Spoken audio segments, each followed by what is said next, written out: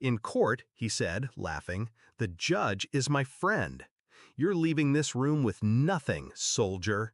He wore the word like a sneer, soldier, as if service meant weakness, as if years of sacrifice made me disposable. My wife smirked, crossed her legs, didn't look at me.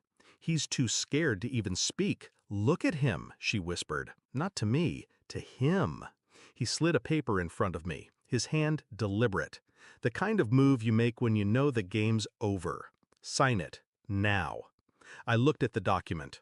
Property, pensions, custody of the dog I bought her the night I returned from overseas.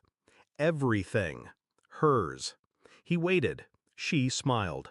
I picked up the pen and smiled back, just slightly, because I already knew how this ended. It started with the password change. Not hers, mine. One night I logged into our joint account, or tried to. Denied. The recovery email had been switched. Notified to a shared inbox she assumed I never checked. Wrong assumption. A week later, the savings were moved. Quietly, strategically. Then came the whispers. Mutual friends dropping phrases like, weird timing, and didn't you guys just refinance? She came home late, started wearing perfume again, the one she used to say gave her migraines. Then her phone lit up at 2:14 a.m. Miss you already. No name, just the message. But she smiled in her sleep. I sat in the dark, listening to the hum of the ceiling fan, letting the truth take root. I didn't confront her. I documented. I copied texts from her cloud account, exported them as PDFs, created a backup of the backup. Calls, voicemails, calendar invites to lunch meetings that never made it to her work schedule. I paid for a private investigator, the best I could afford. He didn't disappoint. Photos, hotel invoices, dinner receipts. Him, always him. The lawyer, Evan Marks, Harvard, charismatic, divorced, but only once. She met him through her firm's annual fundraiser. Apparently, they'd been involved for 6 months, maybe more. She planned everything, right down to filing first. Divorce, false claims of mental instability, even a protective order preemptively filed in case he lashes out. She was building a narrative, and I was supposed to be the silent ex-soldier unraveling. I let her believe it. I waited until the mediation meeting. No lawyers, just the three of us. I brought coffee, black, as always. They came in late, laughing. She wore white. He wore smug.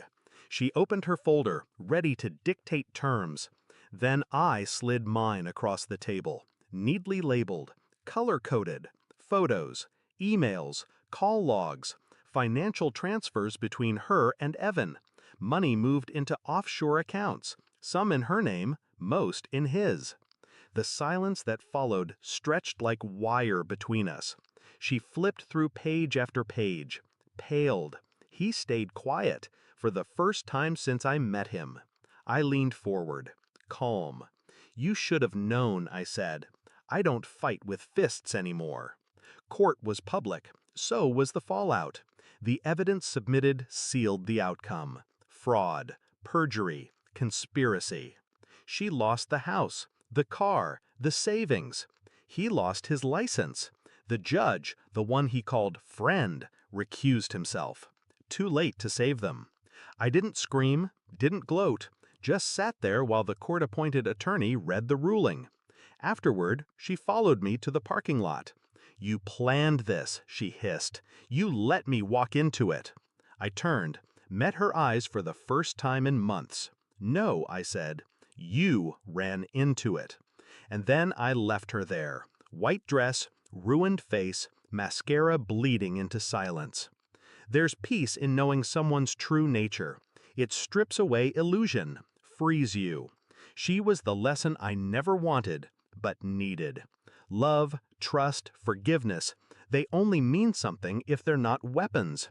She used them all like knives. And I learned how to bleed quietly. That's the thing about people like her. They think silence means weakness. But I've seen real war, Real loss. She was just noise. And now, she's gone. And I have everything that matters. Even the dog. Especially the dog. Final settlement read, Pet custody, awarded to the respondent. I smiled when I signed that page. The last page. The only one that meant anything.